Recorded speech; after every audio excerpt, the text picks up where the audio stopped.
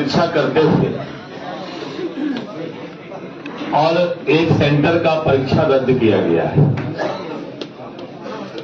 और जिस तरह का धरना चल रहा है उस धरना पर आयोग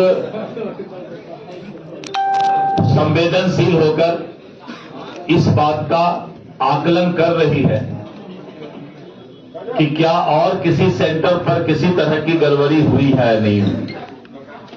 अभी तक इस तरह का कोई मामला किसी भी सेंटर के और सेंटर पर बैठने वाले उम्मीदवार के द्वारा शिकायत आयोग के पास नहीं आया है।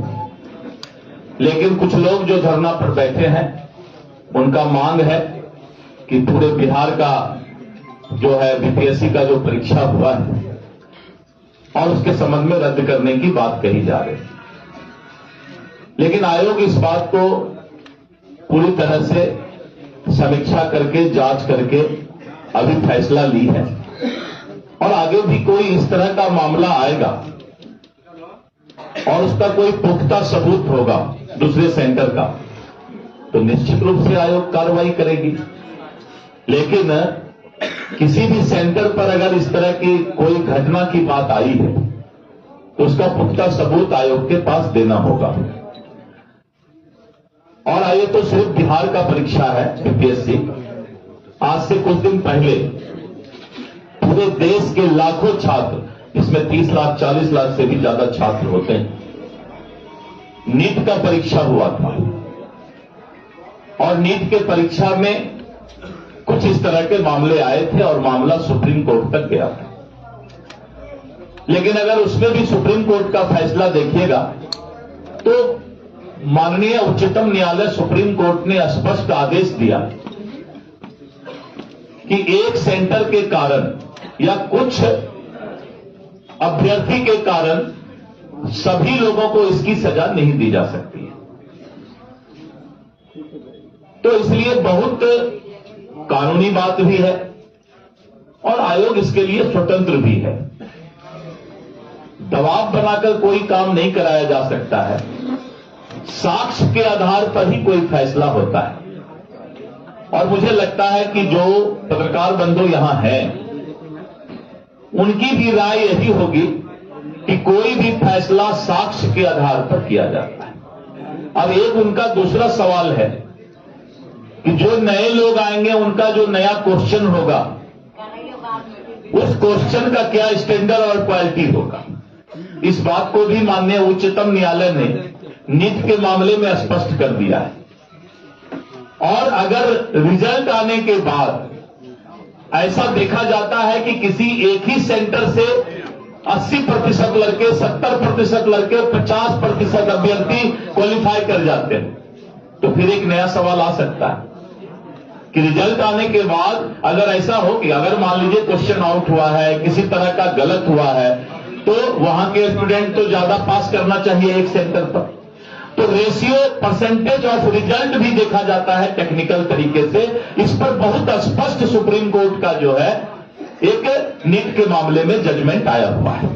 इसीलिए आयोग स्वतंत्र इकाई है, संवेदनशील है, हर चीज पर नजर रखा है और अभी ही नहीं रिजल्ट तक भी इस पर जो है बहुत सारा फैसला हो सकता है अगर इसमें कोई डिस्क्रिमिनेशन नजर आता है तो। मंत्री जी आयोग ने साफ कह दिया कि परीक्षा रद्द नहीं। देखिए आप आयोग तो कहेगी पहला फैसला।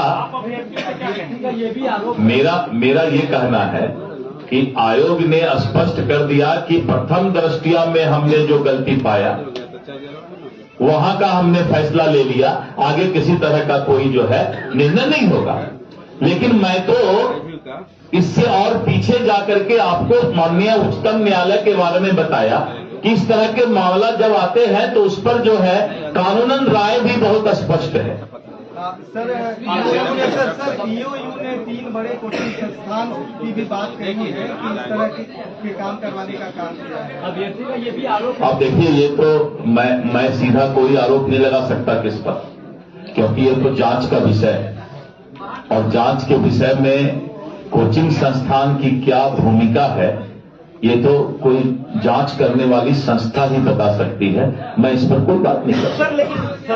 आपके नाक के नीचे पटना में इस तरह की घटना होती है, क्या सवाल नहीं उठते हैं? आप जीरो टॉलरेंस की बात करते हैं। आप एग्जामिनेशन देने जाइए और आप पहले से मन बना के रखिए कि जाते के साथ जो क्वेश्चन मिलेगा उसका फोटो खींच करके बाहर भेज देंगे, खिड़की से हम क्वेश्चन फेंक देंगे।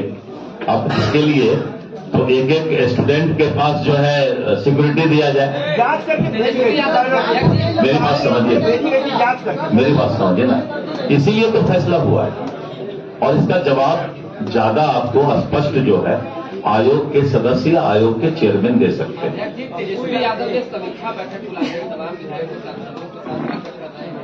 कोई तेजस्वी जी समीक्षा करते हैं, सरकार है क्या? अब आप ही कर लीजिए, तो जैसा तेजस्वी है वैसे आप हैं। मेरी बात सुनिए,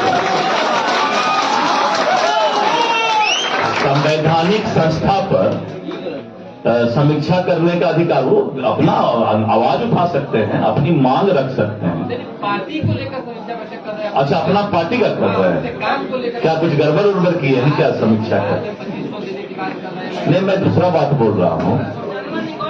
कोई बाबूजी के घर से तो देना नहीं है किसी को, जो बोलना है बोल दीजिए। वो 2500 बोल दे, आप बोल दीजिए 5000 दे देंगे। क्या नारी का सम्मान, लालू यादव जी के शासन में नारी का क्या सम्मान था? वो ज्यादा मुंह मत खुलवाइए, बहुत सारी बात है।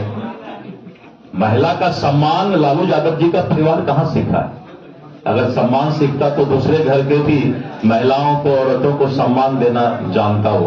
तो खैर चलिए, इस पर ज्यादा बात नहीं करेंगे।